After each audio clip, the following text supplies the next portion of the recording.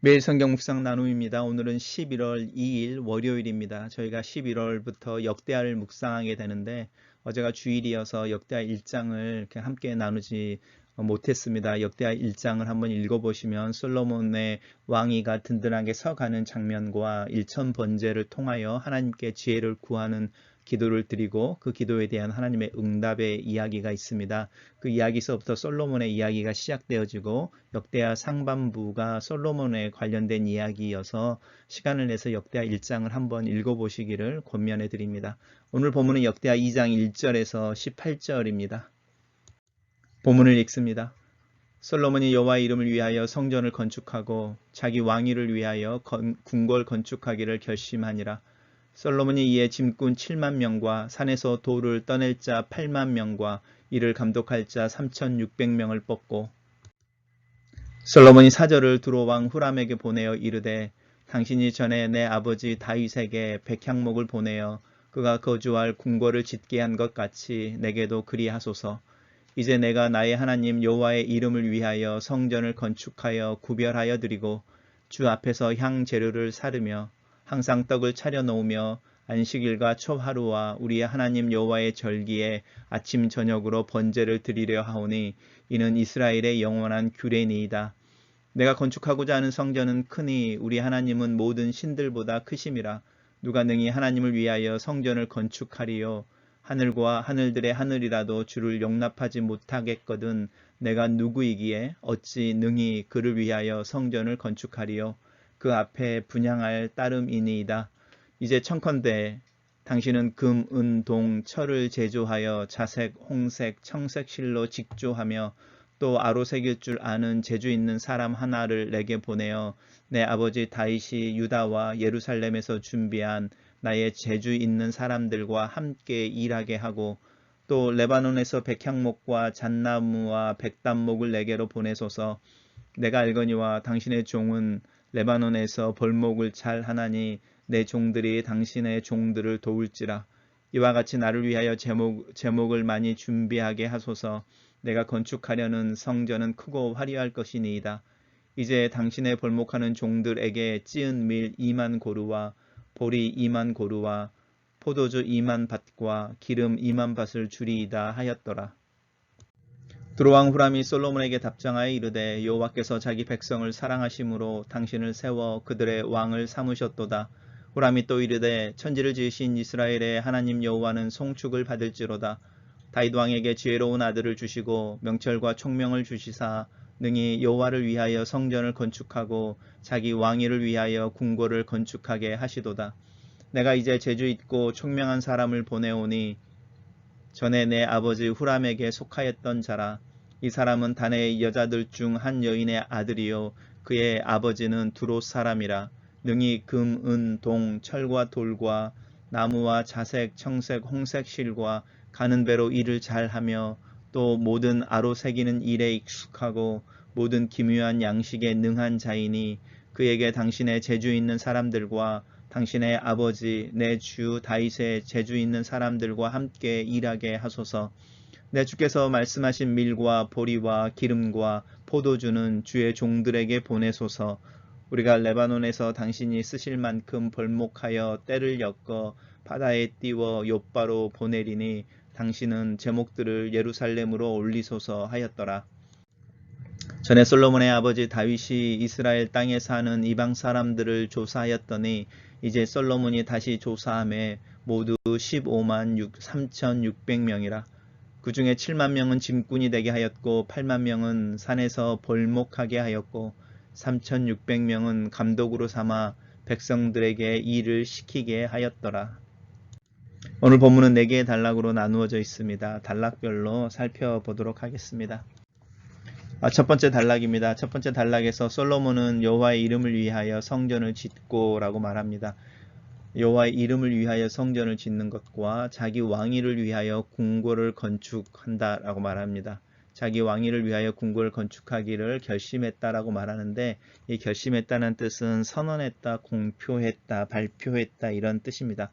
솔로몬이 이제 2개의 어떤 큰 건축 공사를 하는 거죠. 예루살렘에 성전을 짓는 것인데, 이것은 우리가 아는 것처럼 다윗이 하나님 앞에서 기도하고 다윗의 손으로 짓고 싶었던 하나님의 전인데, 솔로몬을 통해서 그 전이 이루어지고 또 완성되어지는데 그 공사의 시작을 의미하고 있습니다. 성전을 여호와의 이름을 위하여 짓는 것이죠. 그래서 성전의 목적입니다. 두 번째, 자신의 궁궐을 짓기를 원한다라는 이렇게 그 표현이 나오는데, 자신의 왕위를 위하여 궁궐을 짓는다는 것인데, 이것은 하나님의 은혜로 말미암아 부강해지고 또 강력한 나라가 된 이스라엘의 영광을 드러내기 위해서 자기의 궁궐을 짓는 거죠. 우리가 상상해 볼 수 있죠. 하나님의 성전도 화려할 것 같고, 솔로몬이 하나님이 자신에게 또 이스라엘에게 준 축복을 자랑하기 위해 짓는 궁궐 또한 화려할 것입니다.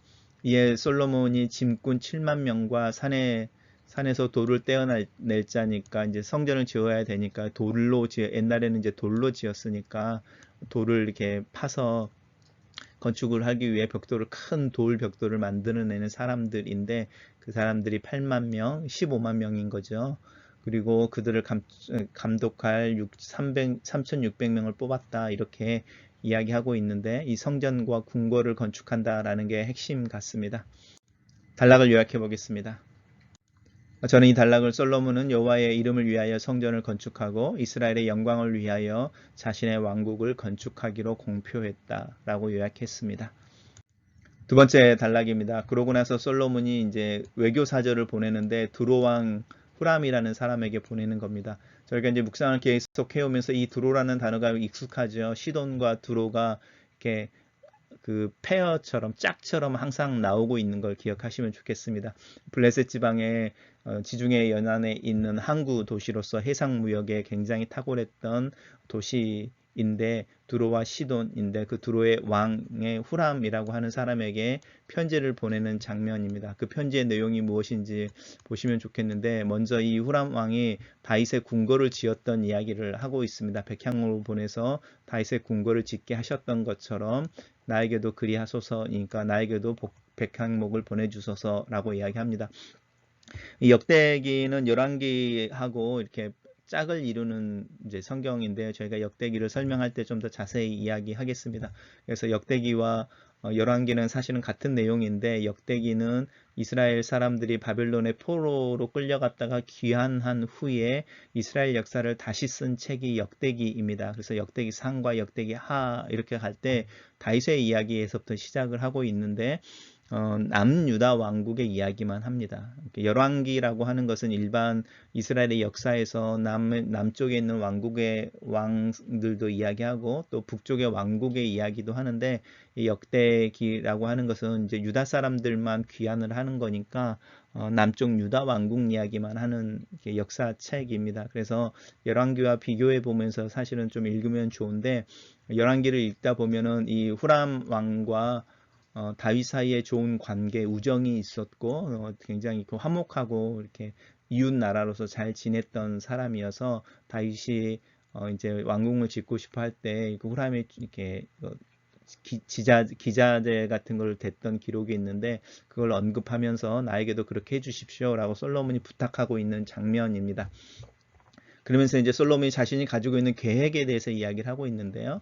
내가 여호와 이름을 위하여 성전을 건축한다라고 말하고, 이제 구별한다는 이야기니까 그 성전을 특별하게 거룩한 것으로 하나님 앞에 구별하여 드린 후에 그 안에서 행해지는 일에 대해서 이야기를 하는 겁니다. 첫 번째가 뭐냐면 향 재료를 사른다라고 말하죠. 우리가 이제 성전의 어떤 내용이나 구조에 대해서 좀 익숙하면 좋은데, 이 향이라고 하는 분향단이라는 게 있어서 분향단 앞에서 항상 향을 피웠습니다. 저희들이 예배를 이 성전의 구조와 관련해서 저희 주일 예배를 드리는데, 이 향 재료를 사른다고 하는 부분이 이제 기도를 상징합니다. 그래서 저희가 대표 기도를 할 때 이 바로 분향단이라고 말하는 이 향의 재료를 사르는 곳을 지나가는 모습입니다. 그리고 이제 두 번째로 이야기하는 게 항상 떡을 차려 놓으며라고 말하는데, 이게 이제 진설병인 거죠. 12개의 각 지파를 상징하는 떡을 이렇게 하나님 앞에 이렇게 6개씩 양쪽에 놓게 되어져 있습니다. 이것은 하나님 앞에 있는 이스라엘 사람들의 어떤 존재에 대한 상징입니다. 그래서 하나님 앞에 이스라엘 백성들이 항상 있습니다라는 표현으로 이 진설병이라는 것을 놓게 되고, 이 진설병은 이제 빵이고 떡이니까요. 이렇게 정기적으로 바꿔줘야 되고, 이 떡은 이제 제사장들이 먹었던 떡입니다. 그리고 이제 안식일과 초하루에 하나님의 절기를 따라 번제한다라고 말하는데, 이게 이제 분향단이 아니라 번제단에서 예배드리고 또 하나님 앞에 예배했던 모습이죠. 이 부분들을 이야기를 하는 겁니다. 향을 사르고 떡을 차려 놓으며 하나님 앞에 번제를 드리는, 결국 예배하는 장소로 이 성전을 건축하여 하나님께 드리겠다라고 말하는 거죠. 그리고 이제 이 일들을 했던 사람들이 제사장과 레위 지파 사람들이니까 이 성전에서 누가 일을 하고 이 성전을 섬길지도 이제 이렇게 암시하고 있죠. 그러면서 이제 이야기합니다. 이것이 이스라엘의 영원한 규례다라고 말하면서 하나님이 이스라엘 백성들에게 그렇게 이야기했던 레위기를 근거로 하는 어떤 이야기를 하고 있습니다. 그게 이제 목적인데, 그러면서 이제 성전에 대해서 솔로몬이 가지고 있는 기본적인 아이디어에 대한 이야기를 하는 거죠. 그러면서 성전을 크게 지을 거다. 그죠? 크게 지을 거다. 그 다음에 이제 화려하게 지을 거다. 이런 이야기를 하죠. 이 성전은 크고 화려할 것입니다. 이렇게 말합니다. 왜냐하면 하나님이 크시고 하나님이 영광이 있으셔서 그렇습니다. 라고 말합니다. 그래서 자신이 이제 가지고 있는 성전에 대한 계획에 대한 이야기를 하는 거죠. 첫 번째는 성전의 목적과 쓰임새에 대해서, 두 번째는 이제 건축물로서의 성전의 크기와 어떤 화려함과 아름다움에 대해서 이야기하는데, 핵심은 무엇이냐면 하나님의 영광을 위하여, 하나님을 위하여라고 말하는 부분이고요. 하나님의 이름을 위하여 그 일들을 합니다. 라고 말하면서 재주 있는 사람 하나를 보내주십시오. 라고 말하죠. 이것은 뭐랑 똑같냐면 하나님의 모세를 통해서 광야에서 하나님의 임재의 상징인 장막을 짓게 할 때에 그 장막을 짓는 사람의 최고의 어떤 우두머리로 있는 사람, 이 재주 있는 사람, 그 사람이 이제 그것들을 지시하고 또 밑에 있는 사람들 지시해서 그것을 짓게내게 하는데, 그 일들을 감당할 수 있는 사람 하나를 보내주십시오라고 말합니다. 그 다음에 이제 나오는 게 이제 백향목이라는 것과 잣나무와 백단목을 내게 보내소서 이렇게 말하면서 이제 목재에 대한 이야기를 하고 있고요. 이런 이제 그 준비에 대한 이야기들을 하고 있습니다. 그러면서 그 일들이 공짜가 아니고 이제 자연스럽게 무역이 되는 거죠. 노동력을 제공해 주면 그에 합당한 인건비를, 임금을 우리가 지불하겠다 이렇게 말하는 부분입니다. 그러니까 철저하게 우호관계에 있는 이웃에게 자신의 이야기, 계획을 이야기하고 그것에 맞는 도움을 요청하고 있는 굉장히 정중한 편지라고 할 수 있습니다. 단락을 요약해 보겠습니다. 저는 이 단락을 솔로몬은 두로의 왕 후람에게 편지를 보내어 예루살렘 성전 건축의 의도와 목적을 설명하고 도움을 요청한다. 이렇게 정리해 봤습니다. 세 번째 단락입니다. 세 번째 단락은 자연스럽게 이 두로 왕 후람이 솔로몬에게 답장을 하는 내용인 거죠. 근데 답장을 하는 내용이 뭔지 한번 살펴보십시오. 여호와께서 자기 백성을 사랑하심으로 라고 말하는 부분입니다. 당신을 세워 그들의 왕으로 삼으셨다라고 말하면서 솔로몬이 왕이 된 것을 축하하는데, 그 이유를 네가 왕이 된 것을 축하한다라고 말하지 않고 하나님께서 너를 왕으로 삼으신 것을 축하한다. 그 이유는 하나님이 자기 백성들을 사랑하셔서 너를 왕으로 세우셨구나. 이렇게 이제 이야기를 하는 거죠. 그리고 나서 이제 다시 하나님에 대한 이야기를 하면서 이제 솔로몬에 대한 구체적인 이야기를 하는 겁니다. 왜냐하면 다윗 왕과 후람 왕이 이제 친구처럼 친했으니까 이 다윗 왕이 이야기를 하면서 지혜로운 아들을 주셨다. 그리고 그 아들에게 지혜와 명철을 주시고 여호와를 위하여 성전을 건축하게 하시고 왕위를 위하여 궁궐을 짓게 하시는구나. 이제 이렇게 말하면서 굉장히 정중한 답장이죠.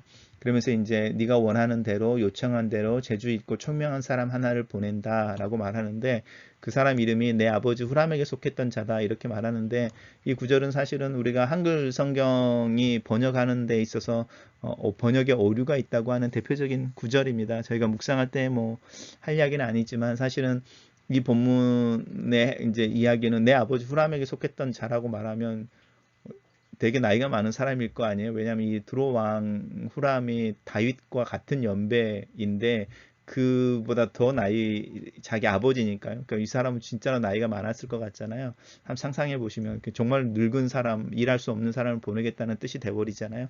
이 본문대로 말하면. 근데 원어는 내 아버지 후람이라고 하는 게 후람아비라는 뜻입니다. 그래서 이 사람의 이름이 이제 나중에 4장으로 넘어가면 다시 나오는데 이 사람의 이름이 원래 본문에는 후람아비라는 이름을 가진 자를 보내주겠다. 근데 아비라는 단어가 이제 아버지라는 뜻을 가지고 있어서요. 번역을 할 때 내 아버지 후람 이렇게 번역이 되어 버렸는데 사실은 이거는 사람 이름입니다. 후람 아비라는 사람의 이름이고요. 그 사람을 보내주겠다라고 하는 부분인데 번역이 잘못되어져 있는 부분입니다. 그러면서 이제 이 사람에 대해서 후라마비라는 사람에 대해서 이야기를 하고 있는데 단지파의 여자가 엄마인 거고 아버지는 두로 사람이다라고 말하는 거죠. 그러면서 이제 그 사람에 대한 추천서 비슷하게 재주가 있는 사람이어서 네가 너의 사람들 중에 또 네 아버지의 사람들 중에 재주가 있는 사람들과 일을 하면 이렇게 시너지가 나오고 정말 잘하게 또 아름답고 화려한 성전을 만드는데 정말 유용하게 너의 도움이 될 거야 라고 말하는 부분입니다. 그리고 이제 기름과 포도주와 종들을 이렇게 이야기하는 부분인데요. 당신은 우리에게 거래하게 임금으로 주겠다고 하는 부분들은 보내주라 이렇게 말하는 부분이고요. 또 우리가 요청하는 만큼의 백향목과 잣나무와 이런 이야기를 했었는데 백단목을 너희들에게 떼서 바다를 통해서 보내주겠다라고 말하는데 이 욥바라고 하는 동네 기억나시죠? 베드로가 이 욥바하고 이야기를 하고 있는데 욥바가 예루살렘에서 한 60km 정도 떨어져 있는 지중해에 있는 어떤 의미에서는 유다의 유일한 항구 도시라고 말하면 아마 이해하기에 편할 것 같습니다. 그리 보낼 테니까 거기서 예루살렘으로 제 목재를 옮겨가라 이렇게 말하는데 내 주께서 이런 표현들에 대해서는요 우리가 정중하게 외교 문서니까 정중하게 상대로 높여주는 그런 표현이라고 여기시면 좋겠습니다. 내 주라고 말하는 부분도 사실은 그렇습니다. 단락을 요약해 보겠습니다. 저는 두로왕 후람은 하나님을 찬양하고 솔로몬의 성전 건축 의도를 격려하고 기꺼이 관련된 기자재와 공인을 보내주겠다고 답한다 라고 요약했습니다. 마지막 구절입니다. 마지막 구절에서 솔로몬의 아버지 다윗이 인구조사를 하면서 이방 사람들을 조사했었는데 이제 솔로몬이 그것을 다시 조사하니까 15만 3,600명이었다라고 이야기하고 우리가 맨 처음에 첫 번째 단락 2절에 나와 있던 내용이 다시 반복되어지죠. 그 중에 7만 명은 짐꾼이 되게 하고 8만 명은 이제 2절에서는 그 산에서 돌을 캐게 했다라고 말하는데 이제 벌목을 했다라고 이제 표현이 되어지는데 사실 같은 일을 하게 하는 것 같습니다. 이제 성전을 짓고 궁궐을 짓는데 이렇게 받침이 되고 벽을 쌓는 돌들을 만들어내게 하고 또 필요한 나무들을 하는 노역을 하게 하는 사람들이었고 운반하는 사람들이었고 그 나머지 사람들은 그걸 진행하는 사람들을 세웠다라는 건데 2절에서는 이제 그 사람들이 어떤 사람인지 표현이 되지 않고 있지만 오늘 이 마지막 본문에서는 그들이 이방 사람들이었다라고 정확하게 이야기하고 있습니다. 고대에서는 이제 꼭 외국인으로 산다라고 하는 부분이 지금 우리가 이민 와서 사는 것과 달리 어떤 나라의 외국인으로 산다라고 하는 것은 사실은 대부분 전쟁 포로나 종으로 팔려오거나 하인이나 노예와 같이 우리가 말하는 이제 3D 잡에 종사하는 그런 속박된 사람들인 경우가 대부분이었습니다. 그래서 이제 이 이스라엘 땅에 사는 이방인들이라고 말할 때 다윗의 전쟁을 또 솔로몬의 전쟁을 통해서 잡혀왔던 전쟁 포로일 수도 있고 또 이스라엘의 역사 속에 가나안에 정착하면서 그때 전쟁하고 그들 중에 이스라엘 백성들 중에 살게 됐던 사람들이 있는데 사실은 다 한결같죠. 그들의 지위는 사실은 노예거나 종, 하인으로 살았던 사람들인데 그런 사람들 숫자를 이렇게 솔로몬이 파악하에서 그 사람들 제일 먼저 노역을 할 수 있는 대상으로 이렇게 착출해내는 이야기를 하고 있습니다. 이 부분이 이제 우리의 관점에서 바람직한 거냐 이게 윤리적으로 어떠냐 이렇게 물어보면 질문이 대답이 좀 어려워지고요. 본문에서 그냥 자연스럽게 이야기를 하고 사실은 이야기를 하는 이유는 이방 사람들이 이렇게 10몇만 명이 됐다라고 말할 때 솔로몬 시대의 이스라엘의 부강함에 대한 이야기를 사실은 하고 있습니다. 그래서 영광 하나님이 이스라엘 백성들에게 줬던 솔로몬을 통해서 이스라엘에게 줬던 축복의 어떤 상징처럼 이야기하고 있다고 생각하시면 좋을 것 같습니다. 단락을 요약해 보겠습니다.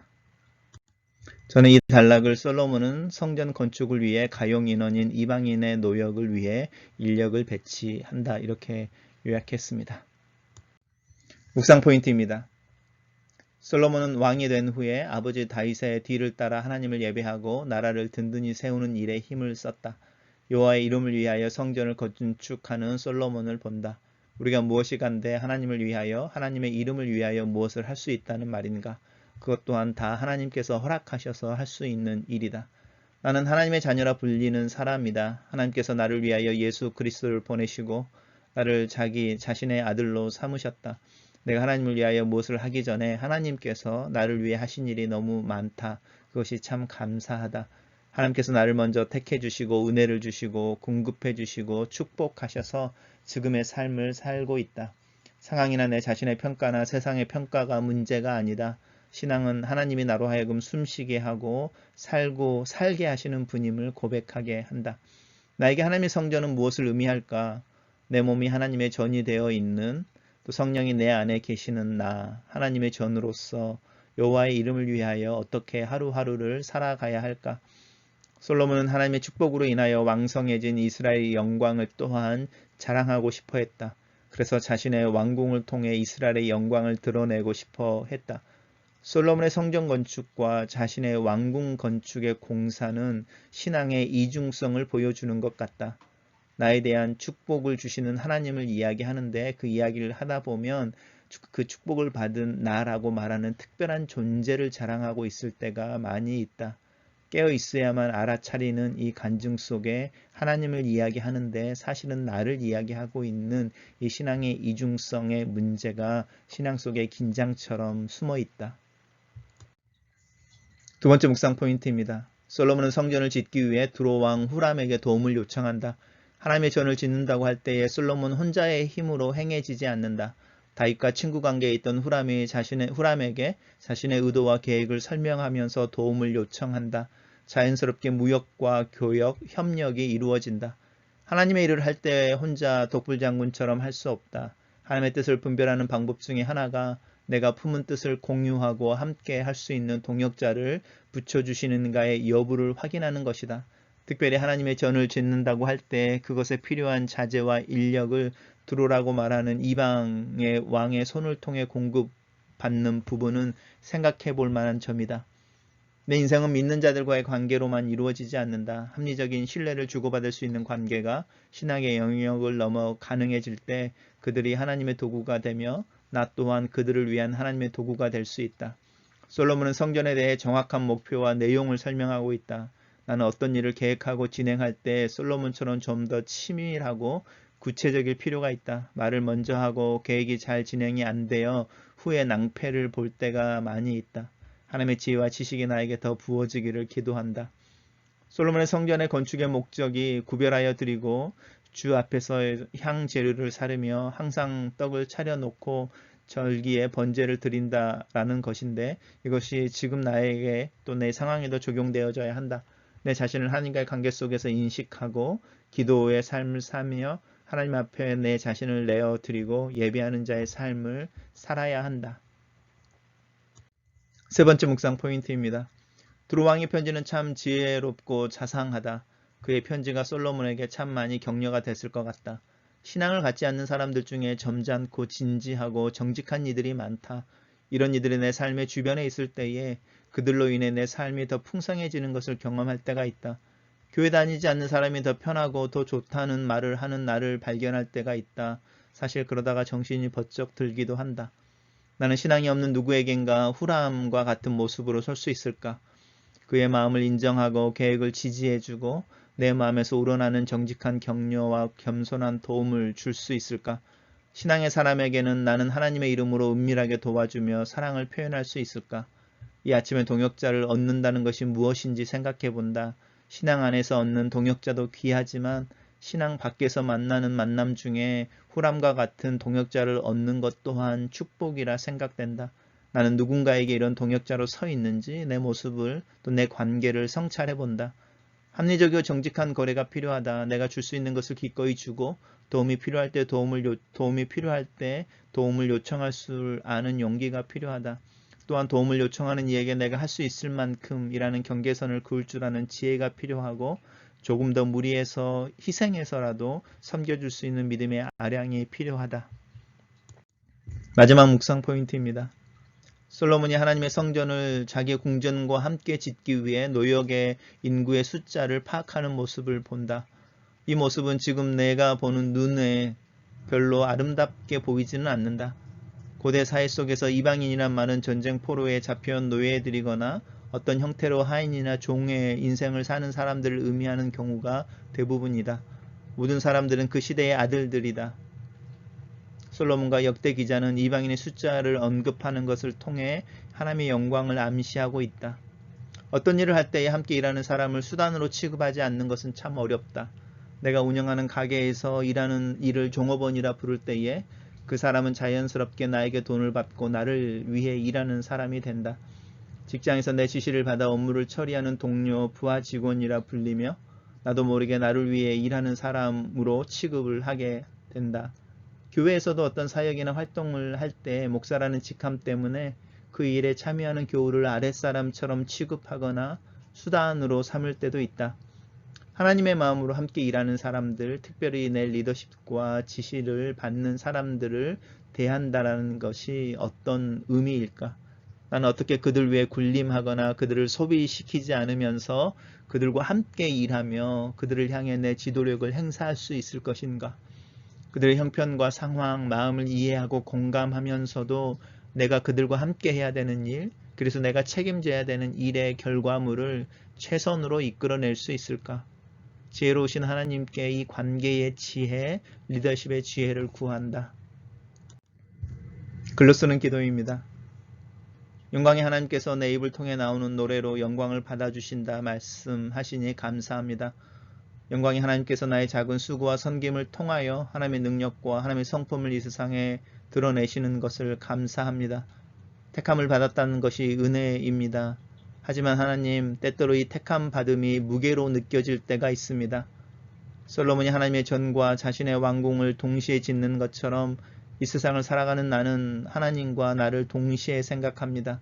때로는 하나님과 내가 경쟁하는 것처럼 느껴지고 때로는 하나님과 나 둘 중에 하나를 선택해야만 할 것 같은 상황에 처하기도 합니다. 하나님과 내가 분리되어지지 않고 하나님의 일과 내 일이 분리되어지지 않고 하나님의 것과 내 것이 분리되어지지 않는 신앙의 삶을 위해서 기도합니다. 나에게 지혜가 필요하고 하나님을 아는 지식이 필요하고 상황을 통찰할 수 있는 명철이 필요합니다. 나에게 지혜와 지식과 명철을 더하여 주시옵소서. 내 것이 하나님의 것이며 내 일이 하나님의 일이며 나를 통해 이 세상에 살아계시는 하나님을 드러내시기를 기도합니다. 나는 관계들 속에 존재하고 그 관계들 속에 살아갑니다.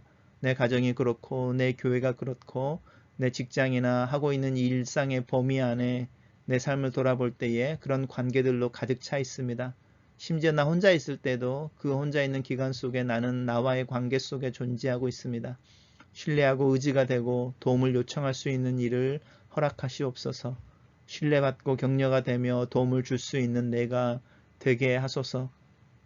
관계의 지혜를 허락하여 주시옵소서. 정직하고 진실하고 겸손하게 관계를 이루는 법을 가르쳐 주시옵소서. 하나님의 얼굴을 대하듯이 오늘 하루 내 앞에 서 있는 누군가를 대할 수 있도록 도와주시옵소서. 믿음으로 함께 더불어 살아가는 관계 속에서 하나님의 영광을 받으시옵소서. 나를 도우시옵소서. 나를 사용하여 주시옵소서.